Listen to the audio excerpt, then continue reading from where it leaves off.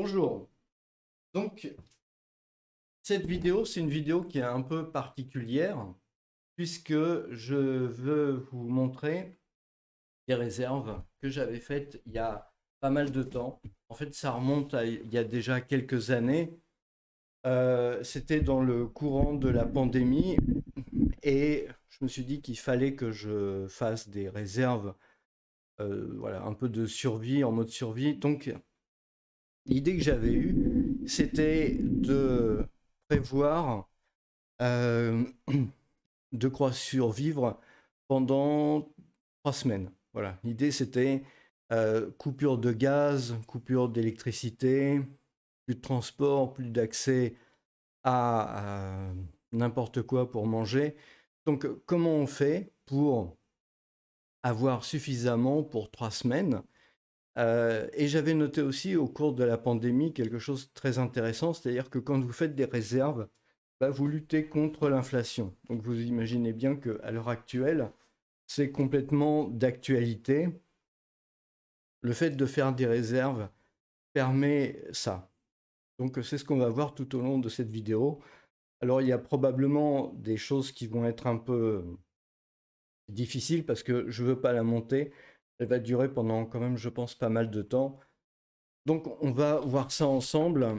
Alors, déjà, commencé par faire une liste, hein. J'ai commencé par faire une liste, 3 semaines, donc 20 jours. L'idée, c'était de pouvoir mettre ça dans un sac qui fasse moins de 20 kilos. En l'occurrence, j'ai mis ça, vous voyez, dans un carton. Là, j'ai mis ça dans un carton. Hein, le format est pas très très grand, donc, mais ça tient dans moins de 20 kilos. Le principe très important, c'est d'avoir à manger des protéines. Donc ça, c'est important, hein. Les protéines, donc j'avais calculé ça euh, une fois par jour parce que faut pas oublier, c'est une situation dégradée. Donc évidemment, vous n'avez pas tout le nécessaire. L'idée, c'est aussi quelque part de pouvoir emmener ça en déplacement. Vous mettez ça dans une petite charrette et puis après, bah, vous vous mettez avec votre vélo et puis vous pouvez y aller. Donc l'idée, c'est d'avoir au moins des protéines une fois par jour. Donc pour ça, vous avez des sardines, du cornet de bif et puis des macros. J'avais fait une étude, hein. Les sardines, c'est à peu près 125 grammes. Le cornet de bif, c'est à peu près 134 grammes. Les macros, 120 grammes. Chaque, euh, chaque poste vous donne à peu près 300 kilocalories. Alors, 300 kilocalories, c'est pour les sardines. Le cornet de bœuf, c'est 232 kilocalories. Les macros, c'est 236 calories. Donc, on va voir ça ensemble tout de suite, hein, parce que je les ai sortis. Alors, j'ai commencé déjà à en manger, je dois vous avouer. Le truc, c'est que quand vous faites des réserves, à un moment donné, il faut quand même se poser la question de savoir qu'est-ce que vous allez en faire. Donc, il faut faire tourner ça régulièrement. Donc, ça veut dire, à un moment, de toute façon, c'est des choses que vous allez devoir manger. Donc, voilà pour les sardines. Voilà. J'ai mis aussi du foie de morue. Ça, c'est pour la vitamine D. C'est important, la vitamine D, hein, manger de temps en temps. Donc, voilà le cornet de bif.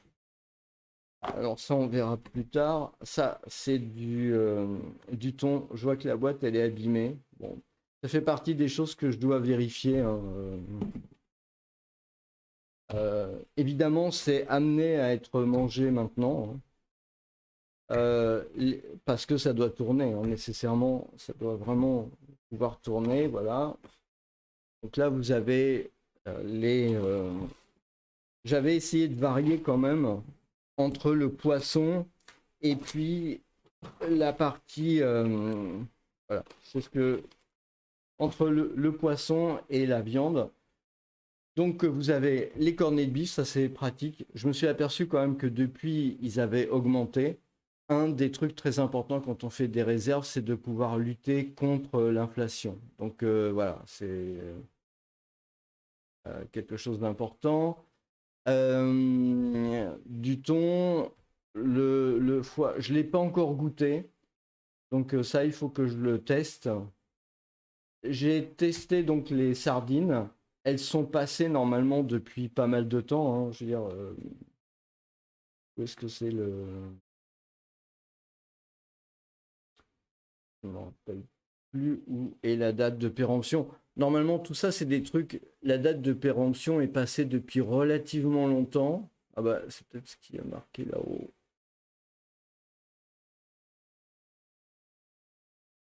Ouais, non, c'est pas super clair. Euh, c'est pas super clair.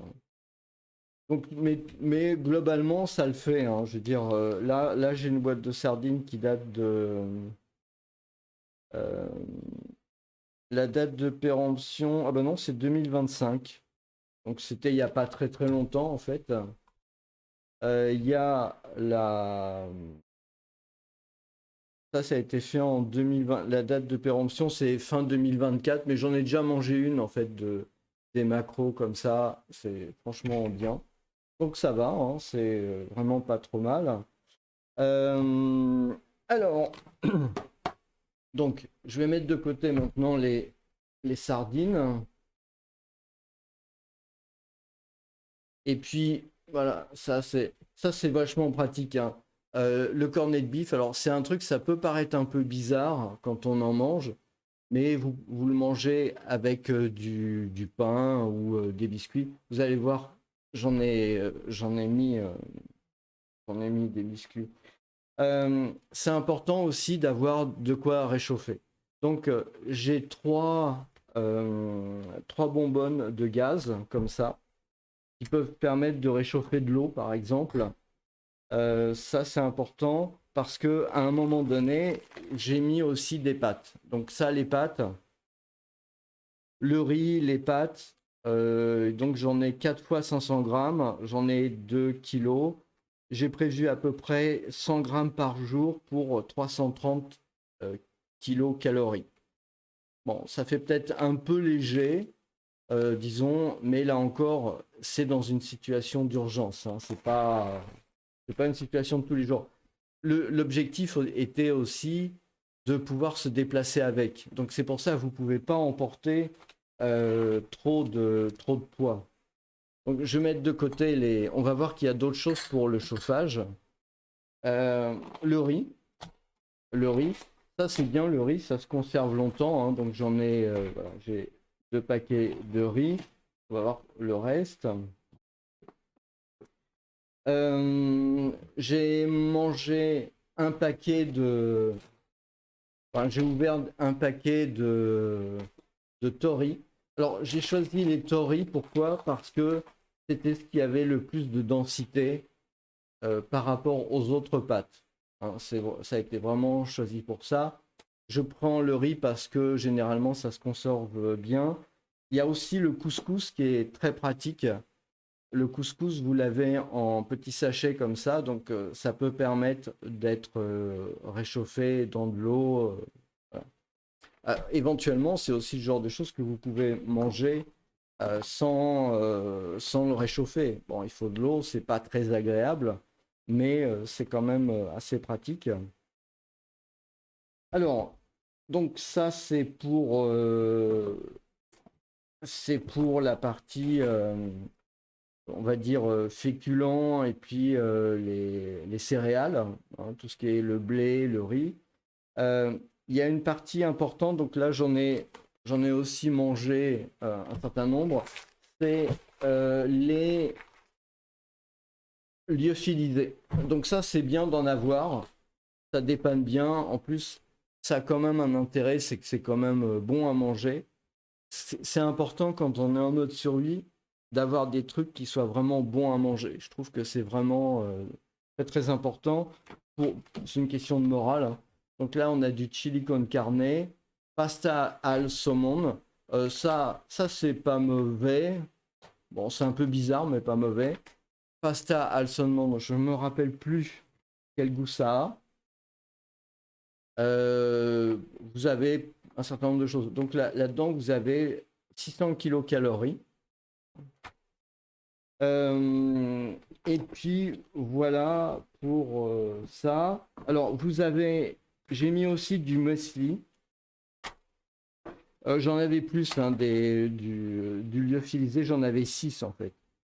6, ça pèse 140 grammes, donc ça fait un total de 850 grammes. Donc j'ai tout calculé, hein, comme ça. Alors, donc dans ces boîtes, normalement, il y avait des menus, des rations, mais elles ont été consommées il y a longtemps. C'est vrai que c'est très bon en fait. J'ai prévu aussi de la soupe. Donc, vous voyez, c'est la soupe instantanée. La soupe instantanée, soupe de poisson, potage oriental. Ça vient d'ailleurs des rations, hein. Et c'est bon. Je trouve que c'est sympa. Éventuellement, ça peut s'agrémenter avec des plantes. Ça se conserve bien, hein, ça se conserve. Je pense que de ce côté-là, il n'y a vraiment pas de souci de conservation. Il faut que je les teste aussi pour voir au bout de tout ce temps-là. Ça fait au moins 3 ans que j'ai mis ça, au moins 3 ans, 3-4 ans que j'ai mis ça en réserve. Donc je vais voir ce que ça donne. J'ai déjà commencé à tester, mais globalement ça va. Donc j'ai mis 14 soupes, ça pèse 20 grammes. Et chacune, ça fait à peu près 40 kilocalories. Donc c'est important. J'ai aussi ça. Donc ça, c'est mixed drink. Je vais faire un peu de place là-dessus. Hop. Donc ça, c'est les boissons énergétiques, en fait, hein. Voilà, vous en avez plusieurs sortes. Isostar. Tout ça, c'est récupéré, pareil, hein, dans des rations de survie, rations de combat, etc. Alors, 30 grammes, il y en a 20. Chacune, c'est à peu près 35 kilocalories. Je trouve que c'est vraiment intéressant avant l'effort, hein. Avant l'effort, on se fait un truc comme ça. Là, on a un terrain montagneux à franchir, etc. C'est vraiment intéressant. Ce que je fais généralement, c'est que je prends, je prends un mix drink comme ça, et je le mélange avec une dosette de café. Donc ce que je fais, c'est que je prends un thermostat, je mets le café dedans, je mets l'eau chaude, hein, évidemment, voilà, pour faire prendre le café. Et puis une fois que le café est bien fait, à ce moment-là, je rajoute de l'eau et je mélange avec un truc comme ça. C'est pas mauvais, hein, ça fait un mélange qui est pas mauvais. Et ben, ça me permet comme ça, avec de l'eau froide, hein, ça me permet comme ça de pouvoir le boire. Et ça fait une boisson énergétique que moi je trouve assez sympa. Bon, après, peut-être qu'il y a une partie psychologique aussi là-dedans. Alors, j'ai pas tout. Alors, il y a les M&M's. J'ai les paquets de M&M's. Donc, j'avais un paquet de M&M's qui faisait 100 grammes ou quelque chose comme ça, ou 300 grammes, enfin, peut-être plutôt 300. Il est parti très très vite. C'est une honte, mais il est parti très très vite. Il y a un truc que je vous recommande vraiment. euh, alors, ça peut quelque part remplacer éventuellement le mix drink. C'est des barres énergétiques à base de confiture de fruits. C'est sucré, donc ça donne de l'énergie et c'est vraiment sympa. Euh, c'est moins compliqué à préparer, hein, évidemment. Donc ça peut être vraiment intéressant. Voilà, ça c'est vraiment le truc. On verra ça après. Euh, Ça aussi. Bon, ensuite, alors, un sujet que j'aime vraiment beaucoup, c'est ça. Donc ça, c'est Trek on It, vous voyez. Trek on It, c'est bon, je vais le manger, donc je vais l'ouvrir de toute façon. Comme ça, vous allez voir ce que c'est. C'est des biscuits. Voyez, vous ouvrez comme ça. Et ce sont des biscuits qui sont relativement durs, hein. C'est relativement dur. Mais voilà, vous le mangez lentement et ça donne vraiment de... C'est assez bon. Moi, j'adore ça, en fait, j'en mange très régulièrement. Donc ça, j'ai mangé dans pas longtemps. Donc associé, par exemple, avec de la confiture. Voilà, au lieu d'avoir ce genre de truc-là, mixed drink ou des pâtes comme ça, vous pouvez aussi avoir de la confiture sous forme de petites dosettes comme ça. Donc ça le fait aussi, hein, et à ce moment-là, vous pouvez les manger avec ça. Ces biscuits, qui sont des biscuits très durs, vous pouvez idéalement les manger aussi avec le cornet de beef, hein. C'est vraiment très pratique. Vous pouvez éventuellement les manger aussi avec les sardines. Ça encore, c'est vraiment ultra pratique. Donc moi, je vous recommande, et franchement, c'est bon. Au niveau du prix, d'ailleurs, j'en ai pas parlé pour tout ça, mais c'est des choses qui sont pas extrêmement chères, hein, de manière générale. À part, bon, il y a le lyophilisé, évidemment, mais il n'y en a pas énormément. Vous avez les sardines. Alors maintenant, j'ai vu que les boîtes de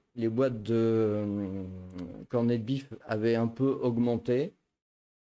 Il y en a deux tailles, hein. Il y a ces petites tailles et puis il y en a une en forme de quasi-pyramide. Mais bon, après, il faut les conserver. Voilà. Bon, je vais manger ces bons gâteaux quand j'arrête le tournage. Alors, et des trucs comme ça, j'en ai pas mal. J'en ai pas mal. Et pas mal, c'est combien? C'est combien? Des biscuits. Donc, des biscuits. euh,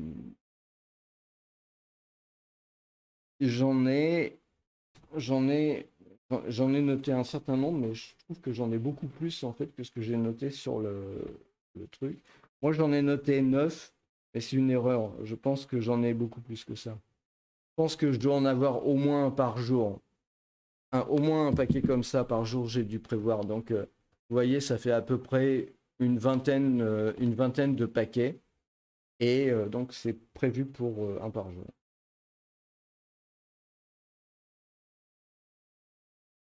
Voilà.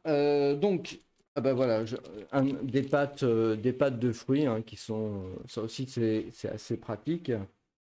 Donc, je vais explorer ce que j'ai dans ces boîtes. Euh,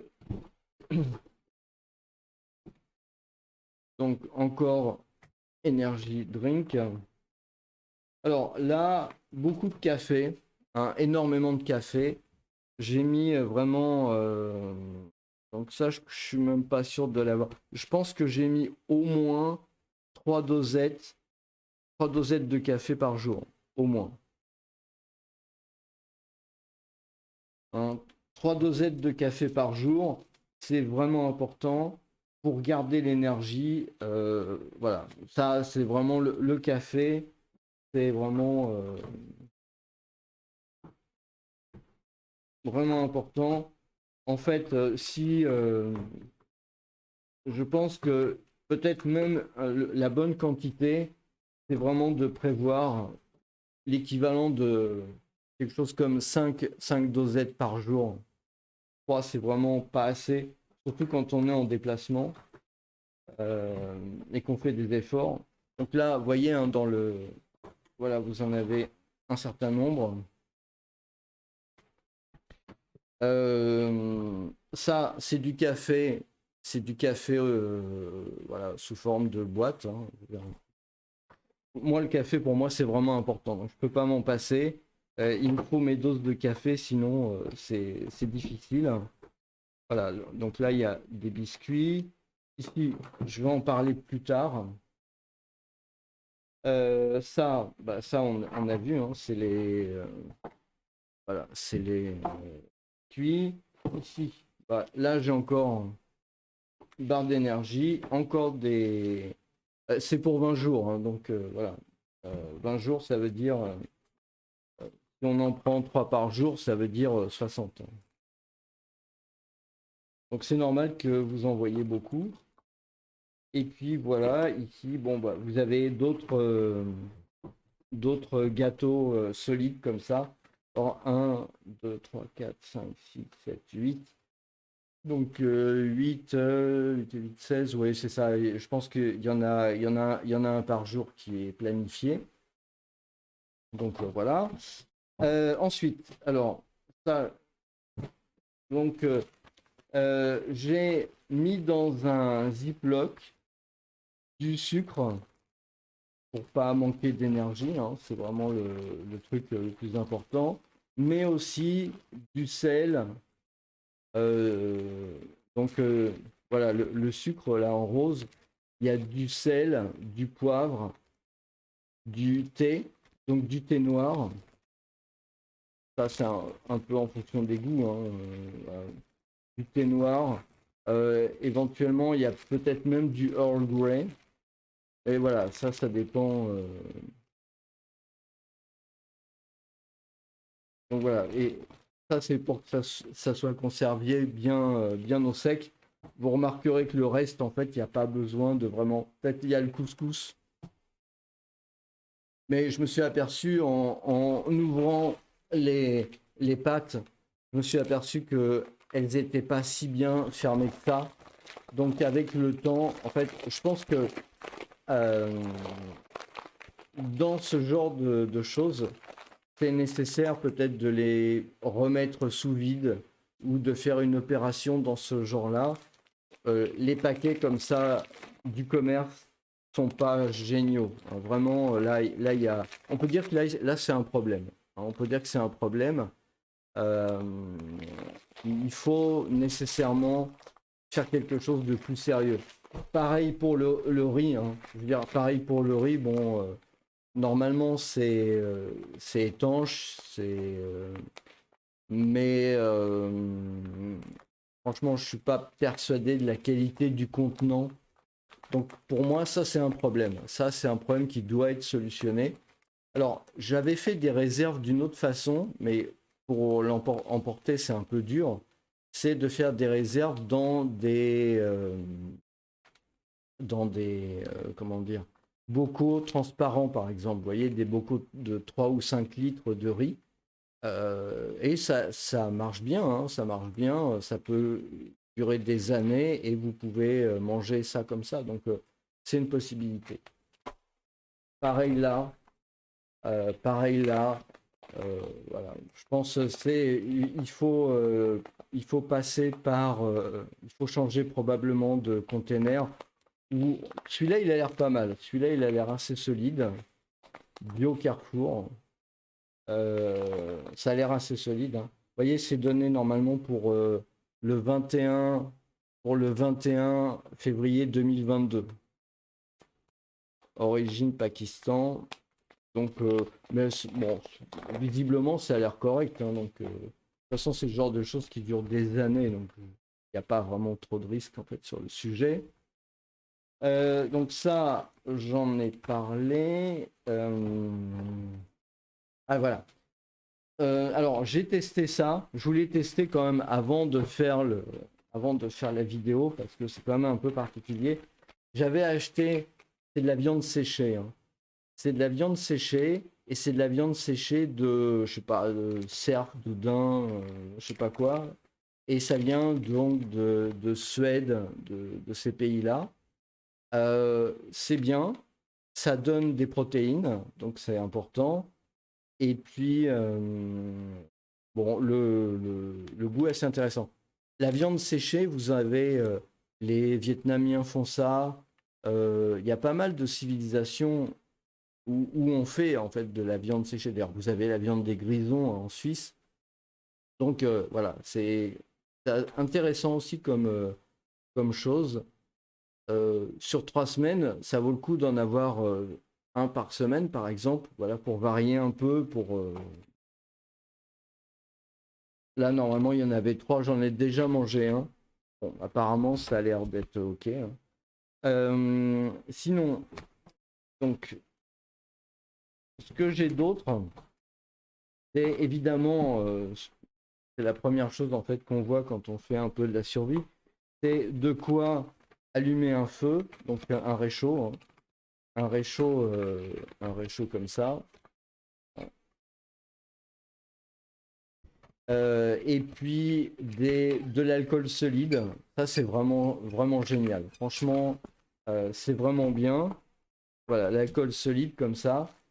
Je me suis aperçu à l'usage que l'alcool solide, enfin, moi, je sais pas pour vous. Bon, il faut faire attention, hein, tous les bémols. C'est probablement pas trop le genre de truc à utiliser n'importe où. Encore une fois, c'est un avertissement. Mais j'ai trouvé que ça prenait pas feu facilement. Il faut vraiment mettre le briquet dessus et attendre 2 ou 3 secondes avant que ça prenne vraiment, hein. Donc voilà, c'est pas non plus, ça s'enflamme tout de suite et c'est intéressant. Sinon, bah, vous avez les allumettes, hein, qui sont protégées. Donc ça, c'est pareil, ça vient des rations de combat, hein. Donc allumettes et puis cure-dents. Tout ça, vous pouvez vous le faire vous-même, hein. Les pochettes, vous pouvez en trouver à vente libre. Les allumettes, pareil. Donc vous avez comme ça tout le nécessaire. Il y a aussi des petits fourchettes. Bon, c'est amusant, mais pourquoi pas, hein, ça permet de ne pas se salir les doigts. Alors, vous allez me dire, bon, ça c'est petite poubelle pour mettre les déchets. Et puis pour mettre de l'eau, etc. Vous allez me dire pourquoi tu mets pas des rations de combat, tout simplement, puisqu'on voit que tu as les boîtes et tout ça. Il y a un problème sur les rations de combat, c'est que les plats qui sont à l'intérieur, généralement, sont livrés avec de l'eau. Donc, si vous voulez avoir comme ça 20 jours, par exemple, une ration 20 jours, bah, vous êtes obligé de vous trimballer des boîtes qui font 300-400 grammes et ça compte. Donc si vous en avez 10, ça fait 3 ou 4 kilos. Si vous en avez 20, ça fait 6 à 8. Donc ça prend déjà beaucoup de poids. L'avantage avec les céréales, le lyophilisé et tout ça, ce que je vous ai montré, c'est que finalement, en termes de poids, c'est quand même minimum. Voilà, on n'a pas, c'est pas aussi lourd. Parce qu'une ration de combat, normalement, je sais pas, ça doit être marqué dessus, hein. Normalement, c'est 1,6 kg ou 1,7 kg, je crois. Euh, ouais, c'est 1,75 kg. Bah,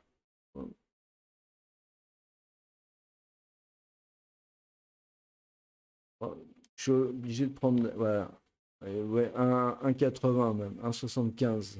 Voilà, 1,75. Donc, si vous en prenez pour 10 jours, ça fait, pour 10 jours, ça fait 17 kilos. Pour 20 jours, ça fait, ça fait 34 kilos. Voilà, donc on est largement au-delà. Ouais, ça fait 34 kilos, hein. Donc, on est largement au-delà du poids de 20 kilos qui est transportable. Bon, pas trop difficilement, on va dire. Euh, Bien que ce soit aussi assez riche, mais vous avez, dans les rations de combat, vous pouvez trouver des boîtes aussi, et des choses comme ça. Donc, voilà, ça alourdit un peu. Euh,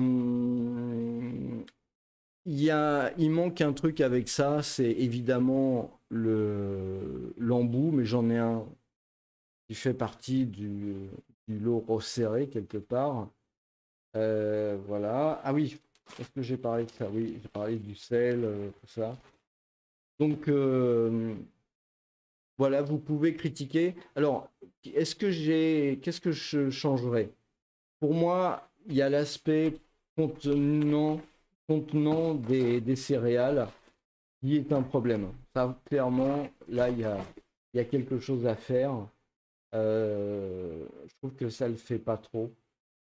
La partie mixed drink, bon, je pense que j'ai été un peu généreux sur le truc. en fait, je préfère vraiment sous cette forme-là, sous la forme de soit de pâte de fruits, où c'est aussi très sucré, hein, soit sous la forme de confiture dans des dosettes.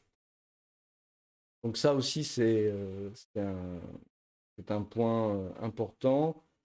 C'est pareil pour le couscous, hein. Le couscous, il est en boîte comme ça, mais je ne sais pas dans quelle mesure, voilà, il ne prend pas l'eau assez facilement. Euh, En fait, bon, à l'origine, c'était plutôt on va dire un test. Euh, donc c'est intéressant. Euh, voilà, c'est un peu mon avis sur le sujet. Euh, Qu'est-ce que je pourrais dire d'autre? Euh, J'avais prévu du beurre de cacahuète si c'était en sachet. Euh, ou des M&M's en fait. Voilà. Donc l'avantage du beurre de cacahuète, c'est que vous avez pas mal de protéines et aussi pas mal d'énergie. De même d'ailleurs que dans l'huile d'olive.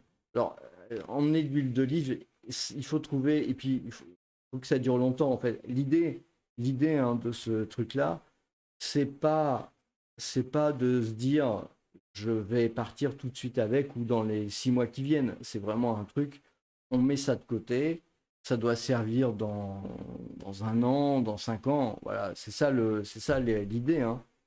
Et on voit par exemple en ce moment, il y a une crise, il y a l'inflation. Donc dans ces cas-là, bien ce qui est en stock, ça peut servir justement à lutter contre l'inflation parce que les trucs que vous aviez achetés à beaucoup moins cher avant la crise, bah, quand vous les ressortez, c'est autant d'économiser. Et ça, c'est vraiment très très important. C'est pour ça que c'est important de faire des réserves quand tout va bien, quand vous pouvez vous le permettre, de manière à vous acheter vraiment pas mal de choses, hein, comme ça, des pâtes, du riz, des conserves, voilà.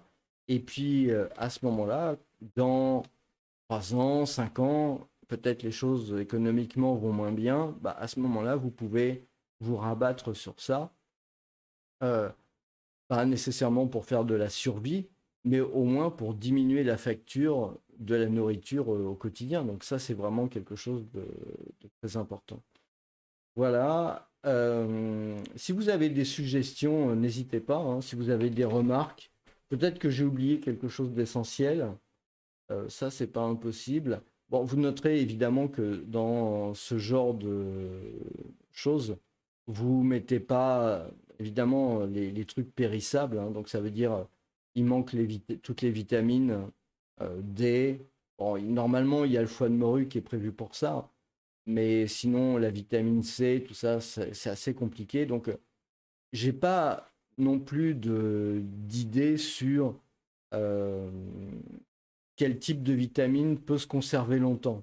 Parce que sinon, ça vaut le coup de laisser quelques boîtes de compléments alimentaires sérieux, de manière à pouvoir précisément faire le complément alimentaire.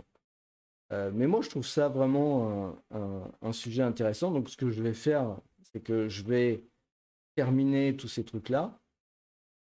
Bon, a priori, jusqu'à maintenant, il n'y a pas eu de problème de santé suite à la consommation des trucs-là.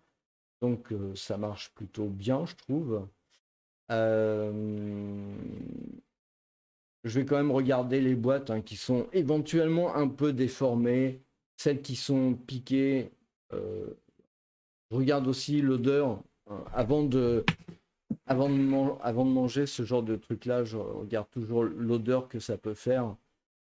Si ça peut me donner une indication.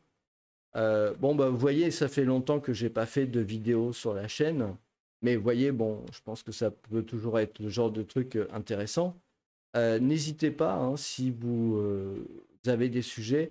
Je vais probablement revenir avec d'autres sujets. Euh, à l'heure actuelle, moi, il y a un sujet qui me passionne beaucoup, c'est l'intelligence artificielle. l'intelligence artificielle, c'est quelque chose qui est particulièrement important et il faut avoir la lucidité de l'intelligence artificielle. Or, dans le cadre de la survie, dans le cadre de la préparation, on ne se rend pas compte à quel point l'intelligence artificielle peut être utile. Je m'explique tout de suite. Quand on parle d'intelligence artificielle, on parle généralement de ChatGPT, etc. Mais en fait, je vais vous montrer quelque chose d'autre immédiatement.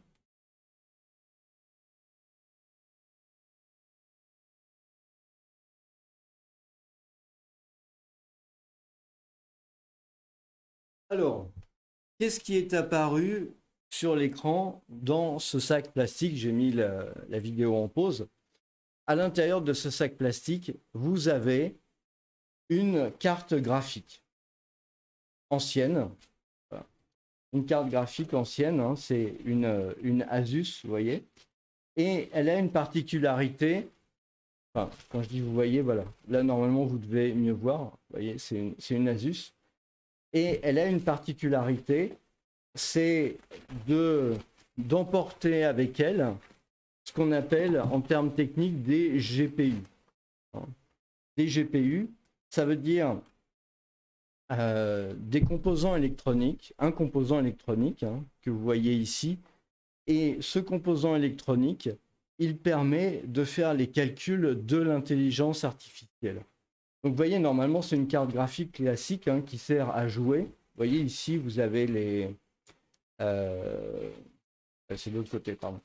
Vous avez ici les connecteurs qui permettent de relier la carte graphique sur des écrans, etc. Donc c'est vraiment quelque chose de super sérieux. Et ce qui est important à savoir, c'est que vous pouvez là-dedans mettre en place ce qu'on appelle en termes techniques, en termes d'intelligence artificielle, un LLM. C'est-à-dire que si vous voulez, vous pouvez mettre le tout petit frère, mais tout petit, de ChatGPT, en gros. Alors ça a vraiment un intérêt très particulier que je vais vous expliquer tout de suite. Déjà, ça se met dans un ordinateur, ça se met dans un PC. Vous voyez, il y a tout ce qu'il faut pour le connecter. Alors, ça consomme quand même de l'électricité. C'est quand même quelque chose qu'il faut savoir. Ça peut consommer quelques dizaines, voire quelques centaines de watts éventuellement quand il est en fonctionnement intense, on va dire. Mais ça, les gens qui font du jeu vidéo le savent très bien. Et donc, le truc, c'est que vous pouvez mettre là-dedans le LLM. Qu'est-ce que ça donne pour quelqu'un qui veut faire de la survie? Et je pense que ça, c'est vraiment important. Vous allez voir, peut-être quelqu'un qui fait de la survie, il doit stocker ce genre de cartes, peut-être en garder 3 ou 4 ou 5, parce que vous pouvez faire tourner le LLM. Quel est l'avantage du LLM? C'est que vous allez pouvoir embarquer beaucoup d'informations, un peu, si vous voulez, comme Wikipédia. C'est-à-dire que vous pouvez trouver sur Internet, éventuellement je vous montrerai si ça vous intéresse, vous pouvez trouver sur Internet des LLM qui sont beaucoup plus petits. Alors le nom, c'est pas exactement LLM, mais ils sont beaucoup plus petits que ChatGPT, donc ils n'ont pas besoin de data center monstrueux. Cette carte graphique suffit à faire tourner l'équivalent de ChatGPT, mais en beaucoup plus petit. Par contre, l'intérêt du truc, c'est que ces machins-là sont éduqués quelque part avec l'information trouvée sur les réseaux sociaux, avec les informations trouvées sur Wikipédia, avec les informations trouvées sur des livres qui sont libres de droit. Et donc, ça veut dire que ça peut vraiment servir de source d'information, par exemple, au même titre que Wikipédia. Typiquement, vous êtes dans une situation où vous n'avez pas de possibilité d'être lié à Internet, vous n'avez pas d'accès à Wikipédia, vous n'avez pas d'accès en fait à aucun site web d'information qui vous serait nécessaire pour des plantes, pour des astuces, pour des cartes, enfin vraiment pour tout un tas d'informations. Eh bien, vous pouvez à ce moment-là utiliser cette machine-là de manière en toute autonomie à avoir accès à cette information-là. Alors, entendons-nous bien, hein, parce qu'il y a quand même quelque chose d'important, c'est que la manière dont fonctionne cette intelligence artificielle, c'est quelque chose d'assez particulier qui fait qu'à certains moments, quand elle n'a pas, comment dire, elle peut vous donner des réponses qui ne sont pas nécessairement des réponses qui correspondent à la réalité du terrain ou à la réalité dans laquelle nous vivons. Mais dans certains cas, voilà. Mais dans la plupart des cas, dans beaucoup de cas, vous allez pouvoir avoir vraiment des références, des solutions, des informations qui peuvent être tout à fait intéressantes, pertinentes, euh, si vous avez appris à vous en servir un peu. Hein. C'est comme ChatGPT, mais il ne faut pas non plus lui demander des choses trop complexes. Hein. Vous pouvez lui demander des précisions sur un nom, sur une plante, par exemple. Hein. La plante, elle sert à quoi? Elle a quoi comme propriété?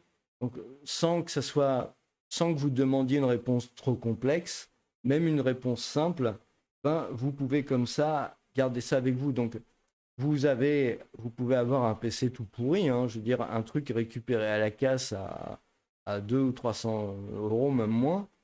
Vous mettez Linux dessus, évidemment, hein, vous êtes en survie, vous n'allez pas mettre un Windows, il ne faut quand même pas délirer.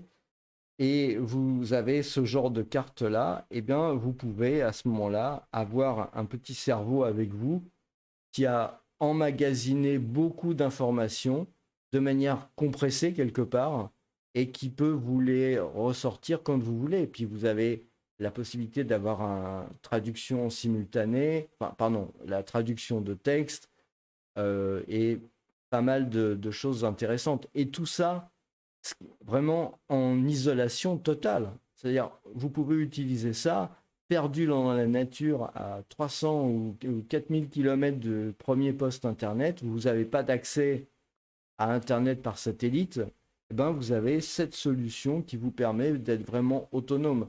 Vos questions restent dans la machine, ça ne sort pas.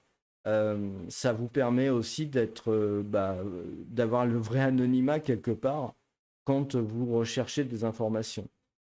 Donc, sachez aussi quand même que en fonction des versions, vous avez des LLM qui sont censurés et des LLM qui ne sont pas censurés. Donc là encore, c'est un peu des choses de spécialistes, mais si ça vous intéresse, moi je peux vous parler un peu de tout ce genre de choses-là.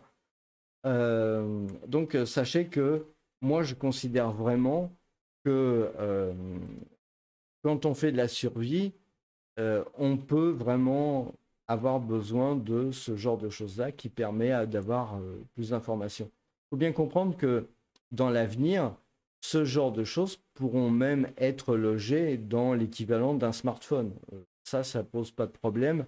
Il y a déjà des choses qui sont en cours de préparation sur le sujet.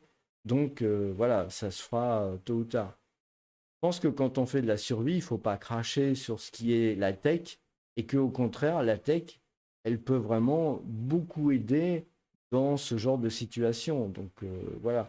Par contre, il faut bien protéger ce genre de truc. Si vous êtes dans une situation de survie au point où vous avez besoin de ce genre d'outils, ça veut dire que quand même ça s'est mal passé. Donc c'est bien, par exemple, de mettre ça dans ce qu'on appelle une cage de Faraday.